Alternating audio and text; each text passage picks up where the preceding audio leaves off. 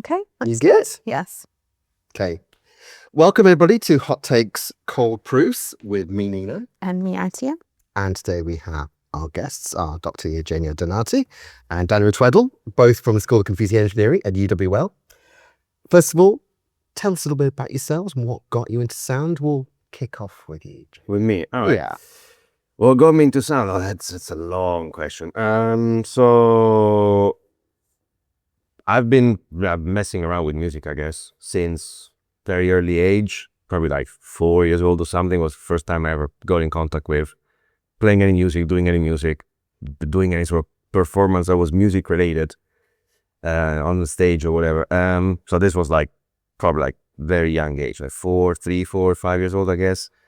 Played a few instruments here and there, did quite a lot of singing back in the day, and then I got away from it for a while because I don't really know why. I think it was during my teenage year I was too focused on being rebellious than concentrating on practicing something, and I had to do the different thing.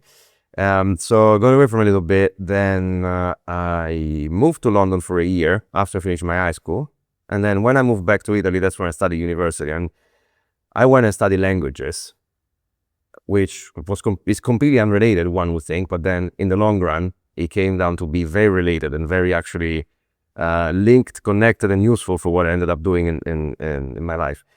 In my second year of uni, then I started I think it was like a level 5 course, or some sort of like foundation degree on sonic arts. And then that's where I started learning about recording and music production and sound synthesis and all this kind of stuff. And became a great passion. And once I finished that course, which was the same time when I finished my first degree, that 2013, yes, then I decided that sound engineering and audio was to be my path. So I moved here and restarted my undergrad in UWL, and then the rest is history. I'm still here. We're not letting you go. No, man. Did my undergrad, did my master's, did my PhD here, stayed here, and I'm lecturing and course leading the course that I did, which is paradoxical in a way, but yeah, it's fun. Well, yeah, so that's me. That's quite the commitment. So really, Daniel? I got into music, I think, at the age of 14. I started playing the drums to get out of singing in a music class. We went in one day, the teacher was like, you have to do a cover of a song. You can get to groups, one person can play the keyboard, everyone else has to sing. And 4 14-year-old boys, we are not singing. So how do we get out this? Should play on instruments. That'll be fine. So we went to the teacher, I was like, can we do that? And she was like, well, obviously, yeah, because it's more work.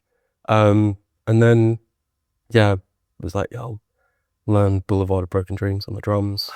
Nice. We played it. It was probably terrible, but it felt great. And then we were like, yeah, I guess we're a band now. And then, yeah, we're playing songs, you start writing music, and then realize that you need to record it so that everyone can hear it. And then, yeah, that's how I got into kind of like producing music, recording music.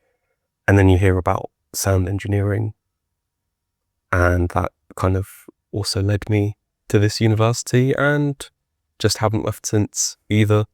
Started on the sound engineering undergrad, did the masters, and then ended up on the PhD here as well. Can't believe. No, can't believe.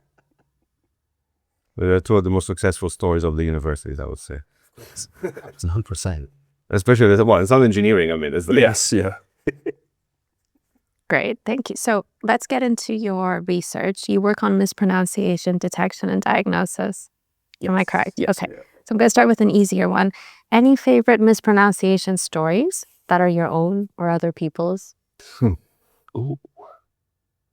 I mean, I can't speak for Dan, but I'm pretty sure that he's got some stories about me mispronouncing crap, being Italian. But that's very possible. He would never tell me, but I'm pretty sure he does. Yeah, I don't have any that come to mind because I think I try not to judge people's pronunciation too much.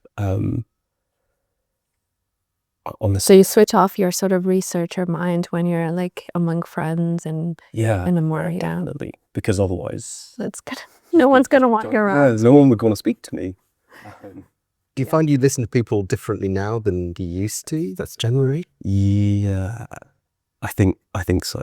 I think the amount of speech that I've listened to now, when I hear people speak, I notice little patterns, but not necessarily mispronunciations, maybe just kind of Accents. yeah, just little added bits that people add in to things. It's really weird. I think it's similar to when you listen to music having played an instrument and you can hear all these different things that are going on. I guess because your ear gets trained to that. Yeah. It's like, there's the usual joke about a sound engineer goes to a concert instead of enjoying the music. It's, how the hell did you make this snare sound?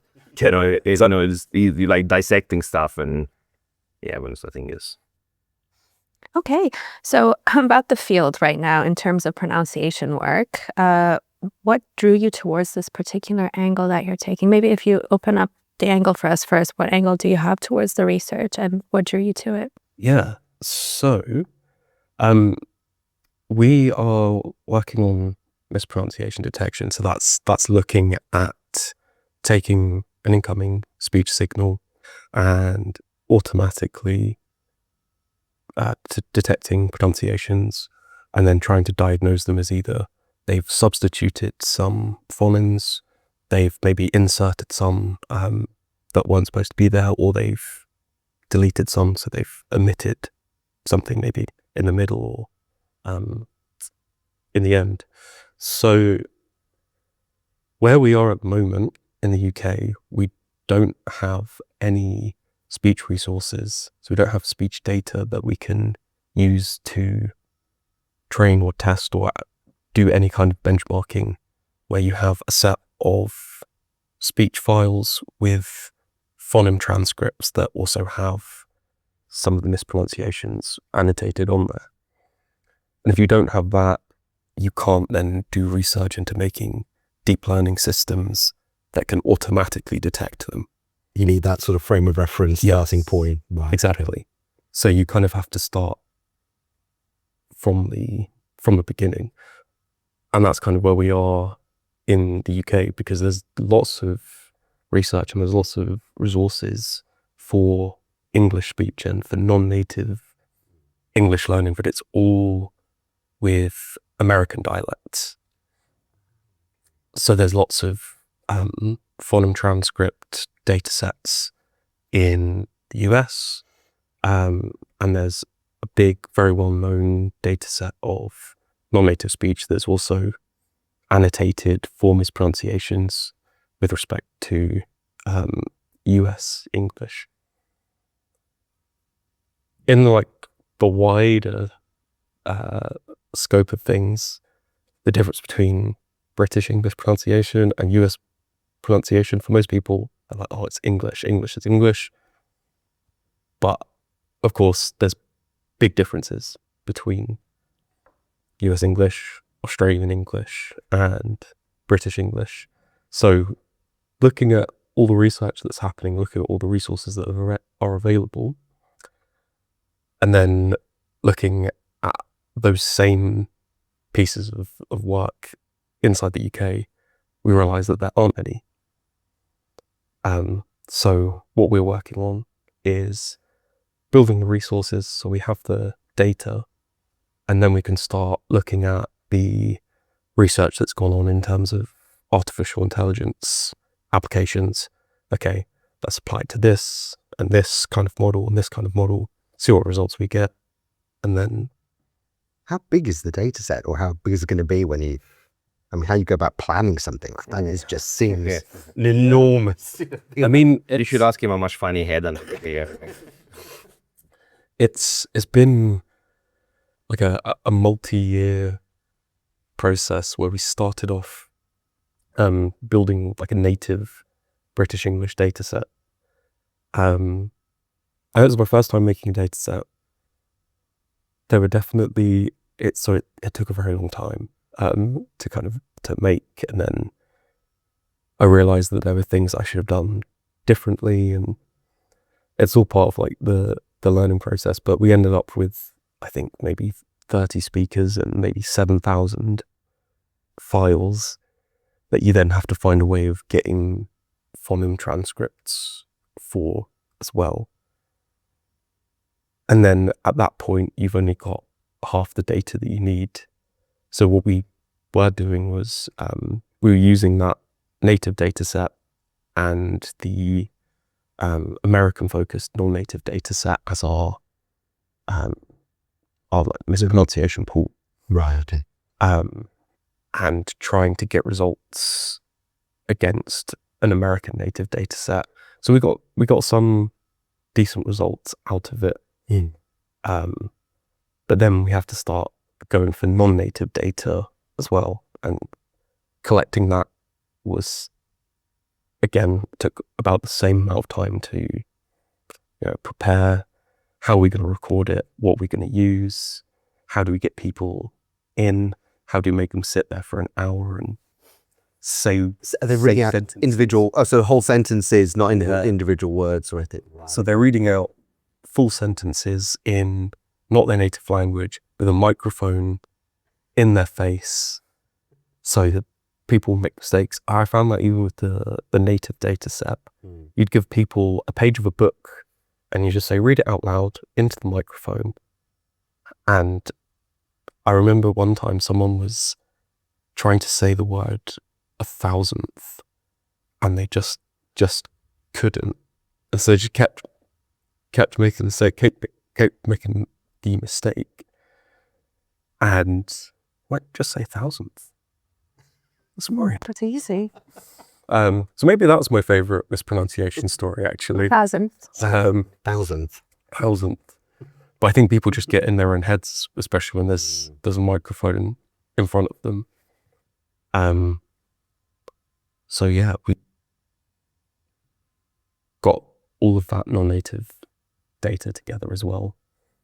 How did how did kind of different regional accents impact that? Did you get people from different parts of the UK or?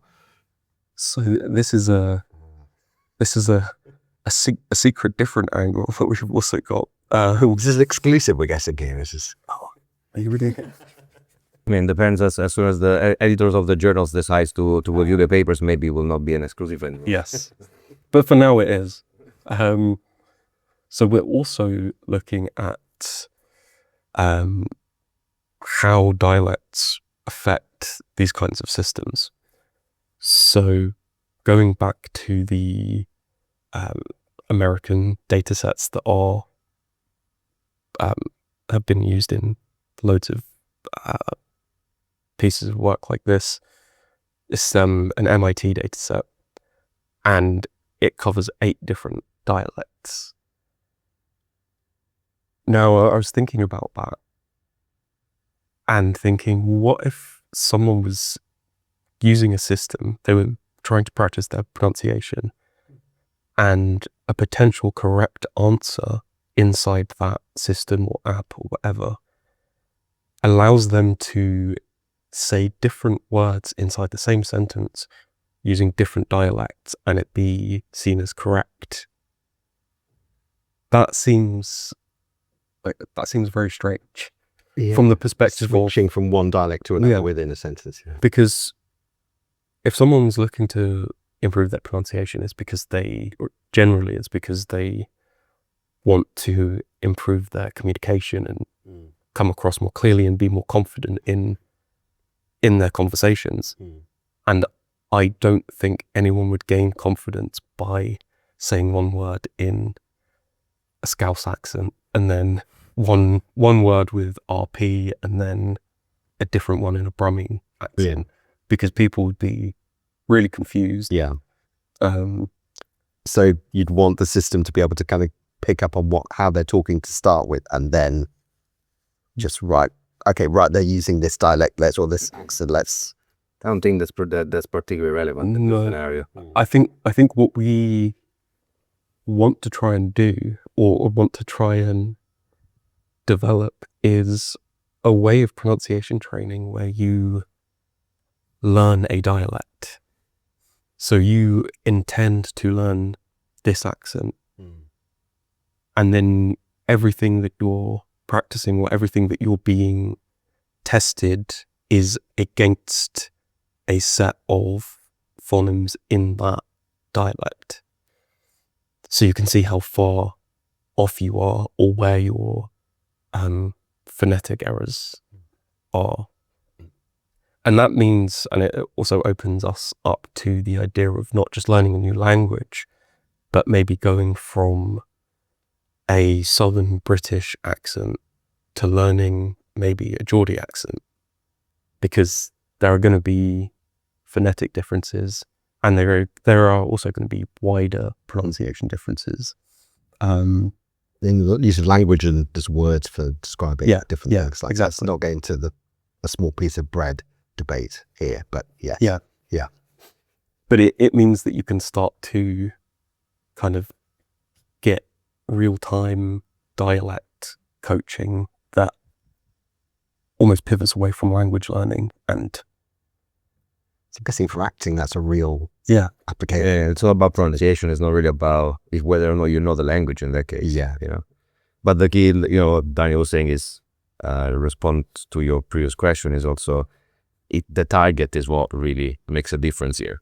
So it's not like spotting which accents you are using, is making sure that you are guided towards the accent that you're trying to achieve, and that's the target. Yeah. Ideally, also telling you how much you're deviating and where you're deviating, but that is future work for the moment. How do you see it kind of ending up as a tool? And how would it be? Yes, several. My opinion as the person who's not really working on this as actively as Dan, obviously, but I think it's beside the application of accent mispronunciation detection and correction, there's a lot to say about the data as well, because Dan's data sets are the first of their kind, really, and beyond it, and if not, they are 25 years newer than anything that's been done before. And that doesn't fit only mispronunciation, that can fit a lot more stuff. So the contribution that comes from those is quite significant. Think about the the video sketch of the voice activated elevator in Scotland, right? So that they're trying to say floor 11, but the lift doesn't understand them because they have too much of a strong Scottish accent, and they try, the whole like a joke is about them trying to imitate an English accent and trying to make it sound more British, like 11, and it never works, right? And it's hilarious. It's a hilarious clip. But that's the other thing, is like, if voice recognition systems are trained on US English only because of lack of data of others, then it's a problem. But the same thing applies, for example, to a Geordie accent or any other accent in the UK. If people with specific accents, especially maybe elderly people, which they don't have, they never got exposed to much or never had the chance of spending time trying to refine an accent for certain purposes, then they find themselves a bit more cut out of this assistive technologies. Whereas the importance of the data there also comes in play, in my opinion. Yeah. You sort of answered my next question, because it was about how your focused work sits alongside these general AI models that are also doing similar things, but on a broader scale. So you would say that you are going more towards more accurate detection rather than what they're doing. yeah, so I think it's like Eugenio said, it's about the data. So there's lots of AI work in speech recognition. There's lots of AI work in mispronunciation detection and diagnosis as well. Can I stop you right there? Sorry. of course. Because for me, can you tell me the difference between detection and diagnosis? What it means within your work? So detection means that we're detecting that there's an error, but we're not identifying what it is. The diagnosis is us identifying what type of error it is. So whether it's a substitution, deletion, or an insertion. Mm-hmm. So the way that it works in like a back-end perspective is that there's going to be, for any sentence that you've got someone to say, there's going to be a target phoneme set that should be followed, Okay. that would be seen as correct pronunciation for that dialect. If a user records themselves saying it, and we pick out and recognize the phonemes that they've said accurately enough, then we have a target phoneme set, and we've also got a ground truth phoneme set. And then we can use a couple of horrible looking equations to work out what's missing. So the detection is looking at the two phoneme sets and seeing that they don't match up. The diagnosis is looking at why don't they match up, what's different, and what does that represent? I.e., is it a substitution, is it a deletion, or is it an insertion? Perfect. Thank you.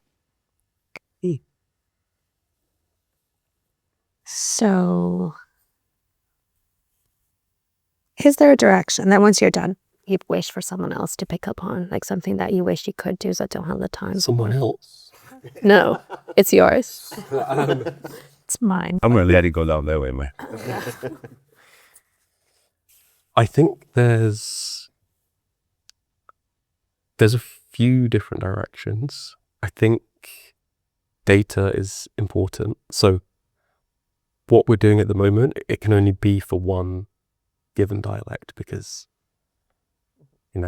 time constraints. But the idea is to have data for different dialects and carry out the same process. And then you've got a whole catalogue of data that can be used for specific dialect pronunciation training. Then the other side of it is looking at the pronunciation deviation, like Eugenio said. Maybe looking at vowel deviation, because there's these like vowel graphs that you can kind of plot almost on like a graph. And so maybe we can find a way of looking at spotting where someone's vowel pronunciation sits on that graph or on that spectrum. Because what I found in the nominated data that I've collected, I'm having to annotate the mispronunciations of all of them by hand. And I need to look at what they've mispronounced it as. So I need to also diagnose the mispronunciation and said, instead of saying this, they've said that. But identifying what that actually is can sometimes be difficult. Because they were trying to say. Yeah. So what they've actually said, sometimes it falls between two different vowels, and I don't know which one it is. It's not the target one, but it's between one of these two. And every time we listen to it, it's different. The other problem in there is that obviously, for as much time as Daniel spends on this, he didn't do a degree in linguistics. You know what I mean? So it's not as a negative thing. It's just a different from approach. But it's if you start looking, you need to, as Daniel said, you can start looking at vowel graphs, for example. So you can start looking at for words and vowel content in sentences from a more acoustic lens. So in terms of like, how is the sound evolving? What's the envelope of the vowel? What is the spike in frequency, etc., etc. Because at the end of the day, most of the sound that you hear during speech is vowel sound, because a lot of the consonants are. So it's obviously really, really short burst of very high frequency noise in reality. So having to select which vowel is being pronounced in a certain way can be a tricky thing, like Daniel was just saying now, because of the position that we are, because we're all engineers. Really, we're not trained linguistic, scientists or whatever. But there's scope there for future work as well, in my opinion, for like sound manipulation and using sound for identifying certain things, etc. And yeah, my favorite one is the deviation one. That's something I would really like to get. I would really like to get a grant for him to stay postdoc and keep doing his work, because I think there's a lot of to be done, and it could be good. Yeah. I'm also thinking, sorry, No, I'll just please go just ahead. thinking about the thing from more of an acoustics and a frequency content point of view for different vowels, because it's all about formants and where they are. And also the differences there between different types of voices, you know, obviously the length of the vocal tract, all that kind of stuff. So how does that impact? You've got two people saying the same vowel, it seems to be in the same way, but actually the frequency content is very different compared to somebody who's, let's say, 6'5" compared to somebody who's 4'9", because they're the shape of their vocal tract. Well, there is a difference. So. Yes, there is a obviously there's distinctive characteristics of the speech apparatus which do make a difference, and it's the reason why I sound like me and you sound like you in reality. Because if you take human speech at this point, we all sound the same. Like, we all sound the same. If you take what I built for my PhD, if you take an electroglottograph and you map your vocal cords and you play them as sound, we all sound the same, which is pretty much like that. It's like a trumpet kind of situation, because you have two muscles that they're doing like this. So it's the same effect as if you like, pretty much, right? And then everything that happens after, it's what shapes that sound into your voice, right? So all the vocal tract that you mentioned, everything in there, from the pharynx to the tongue, to the teeth, to the masks, to the back palate, and there's like 1,500,000 resonant points in there. But there is, from what I can remember in my older days of university, I was doing linguistics, there are certain agreed characteristics of vowel that go beyond the they go beyond the accent or the pronunciation, and one might have based on their physical characteristics. So an example could be is oo or is you, right? So that's even if my oo sounds more like oo and maybe yours sound more like oo or something, but it's still that pronunciation. Yeah. And they've been classified, throughout the years in linguistics, that the IPA is there for, that's what it's there for. It's just not an Indian Pale Ale, unfortunately. It's International Pronunciation Alphabet, right? Phonetic alphabet, sorry. But that's what it's there for. So there's kind of a classification in there. And I think that within these boundaries that have been set in the linguistics realm, we can fit audio characteristics, which more than the frequency content, I would say probably is the envelope of the sound, or the decay curve of a specific vowel, if it's a or if it's a, for instance. There's got to be this kind of differentiation, I think. Correct me if I'm wrong. No, I think that's where the important distinction is. There's subjective elements to the voice, which Eugenio talked about, and then you've got objective elements, which would be your phonetic pronunciations. And I think that's what's important as well for this kind of work, because a lot of the times when I speak about the research that I'm doing and pronunciation training, a question that I'm also always asked, maybe you have this, to ask me as well, but it's people say, well, how can you define what the right way to speak is, or how can you police this, and I think part of that is because it's the way that people speak, and people's voice is also their identity. And if you're trying to change that, people may think that you're trying to change a part of them. But I think that there's a big difference between completely transforming your voice and tidying up some phonemes just so you can communicate a bit more effectively. So it's not completely eliminating all of your accent or your history or anything. I wish I could delete my entire accent from my wish. I was very close to do it when I was in university, but then not studying English regularly every day, grammarly speaking, then you lose it. But yeah. But it goes back to the mentioning that the comedy sketch. It's making people not having to do that thing of trying to, you've got to say something is a certain way. You're actually increasing inclusivity in that way and Accessibility, yeah. and accessibility. Yeah, Yeah. absolutely. And so, yeah, with that, there's things that you don't kind of touch on. Yeah. Yeah, so I have this question. We'll cut it out later if it doesn't make sense. But We never cut anything. no, don't we? So it's about the data sets and what you said you could do with it. Your hands are open for it. I was thinking, at the end of the day, we all have our, and correct me if I'm wrong, but we have our own distinctive way of speaking and pronouncing. So I would think that I have a relatively more inclined towards American English accent, but there are certain words that I pronounce differently that are not in that accent. So do you think that these data sets could later on be used for individuals to try to maybe, first of all, with all the deep fakes, try to identify if that is really that person speaking because of their different ways of saying different words? And then also, a wild one, with health monitoring, does the way we speak can it be an indicator of how we're feeling, or can it Yes. be a, yes. Both physical health and mental health. Yeah. Yes. Which I know mental health is your Yeah. favorite topic. Absolutely. Yeah, there's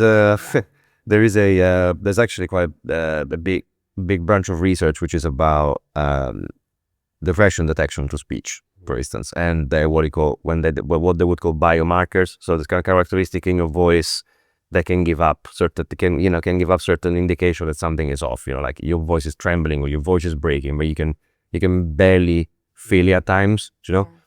That's definitely one thing for mental health. Physical health as well. I mean, if you have I don't remember the name of it, Julia would do, if you have like a partial paralysis of a vocal folds, for instance. My auntie developed one, which was like early 60s or something. So one of your two vocal cords, because your vocal cords are like two muscles this way, right? If one of them is partially paralyzed, then they're supposed to do this. That's their job, right? But if this is partially paralyzed, then this one does it properly, this one doesn't. So that changes the way you speak, changes the sound of your voice. So technically that could be an indication. That something's happening. Yeah, in theory, yeah. But that is more about a continuous monitoring of how you speak rather than the information that you're getting being the accent or the pronunciation or the phonetic information that you get. So it's two different directions. I mean, dataset can be useful because it's data. Data is always good, but to have data, but it is absolutely good. And I can absolutely, that's philosophically different. But the having data can be used for stuff, yes, but it needs to be recorded for the purpose and adjusted for the purpose. Okay, I think that's my answer, if it makes any sense. It does. Would you agree? I agree. Thank you, my lord. We had a question about the relationship between supervisor PhD student, didn't we? We did. Yes. So what is the most useful thing that Eugenio has said to you along the way? Well, he's my supervisor. Pub. Yeah. Very useful, yeah. Yes. I don't think there's one. Oh, I don't think there's one useful, like, everything he's got. Law gold. yeah. I think it's. I've met a lot of PhD students and spoken to them about their supervisors, and sometimes I'll be speaking to them, and not this university, but I'll speak to other PhD students and go, oh yeah, no, I was at the pub with my supervisor the other day and we were talking about Star Wars, and they're like, what? They're like, I haven't seen, I have to like formally request a meeting with my supervisor for 15 minutes, and I just think, how do you get anything The whole audio subject hearing. That's what it is, just but I think it's really important because you need to be able to have a kind of more open communication than just, I'm sending you work and you will comment on it and send it back to me and tell me what to do next. Because then they don't really learn about anything that you're doing, and they don't know what you know. They don't know what you don't know. So to answer your question, most of the things that Eugenia That's says brilliant. are very Very precious. I'm glad to hear that. I mean, we've had a moment here. Like, I know, it's some tissues. Speaking of knowing you better, what do you like to share with us about what you do when you're not doing research? There time is not doing research, especially because yeah, there's very little time that I'm not thinking about my work. I think the only time when I'm not doing that is if I'm playing the drums. there's so much noise. Yeah, exactly. I'm trying to remember what part's coming next. Or if I'm in the gym doing Muay Thai. And that's... I mean, I remember the same from my PhD days, the same thing. And it's like, you go, I remember studying, doing my interview and then starting the PhD, and everybody was like, I know, PhD is going to be everything you think about for 3 years. And it's going to be like, that's exaggerating, come on. Oh, it's going to be a tough one. It'll be, emotionally taxing. I was like, people are exaggerating on this one, it should be fine. And then after a while, you realize that you think about your research all day. It's the last thing that you think of when you go to sleep. It's the first thing you think of when you wake up in the morning. And it's just how it is, because you're constantly trying to fix a problem. And then that's like, if you are crazy enough to go and do a PhD, because you have to have a level of craziness to go and do research. If you're not a bit out of your mind, you will not do it, I think. But in a good way. I mean, like, I'm not saying anything in the sense of like, you have to have a bit of like obsession about getting things, or you have to be, very overly passionate about something. You need to have a strong interest, otherwise you're not going to do it. And so you get very much into the things, and the problem that you want to fix is something that you want to fix a lot. So you're always like constantly like this, Yeah, I think that's something that I enjoy about it, because it means that you're not thinking about doing work. You're doing what you feel like you should be doing. There's more kind of purpose there than I need to go to work at this time until this time, and then I can go home and have fun. The fun that may be fun is getting up and just in it doesn't feel in work in that way. Yeah, that's probably the key to a PhD generally. If you're doing one, so you need to have that. If you get that sense of total immersion and commitment and slight obsession, that's when it. I think it just makes it easier to talk about as well, because if I get questions on anything, I can just chat about it most of the time. I've done pretty well here, I think. I'm aware that for me was just picking up on what you were saying, total immersion and everything. To me was incredibly weird, because COVID hit when I was 1 year in. So the beginning of my second year, which is like probably one of the worst times of your PhD, your second year, I would say. That's the one you get the blues badly. I was stuck at home without an electronics lab that I needed. Well, beside my own one at home, which is obviously not the same that you have at university. And without a lab, without people to record, because I was supposed to collect my data and record people's voices from their necks. Imagine during COVID, ethics letting me do that? No way. So all of this sense of immersion became multiplied, because I'm stuck at home in my little studio at home where I can do work. And it's like, you wake up, you don't even go to work, or you don't even leave the house to go to university and do your work. You stick stuck there, so you leave it and you live in it, and it becomes like your everyday breathing kind of situation, Yes. So how did you get out of it? Like, what did you do for the course of the lockdowns? I did research at home. Research. Recorded myself, did a data set of myself, and then used that for initiating the work. And then when COVID finished and I was able to record people again, I did a massive, the bigger data set. And I was really lucky, because all the work I did on myself transferred almost perfectly to the new data. And I didn't have to do a lot of adjustment work. That was a stroke of luck, because normally you try it on yourself, and you go and record somebody else, and it's completely different. And you're like, okay.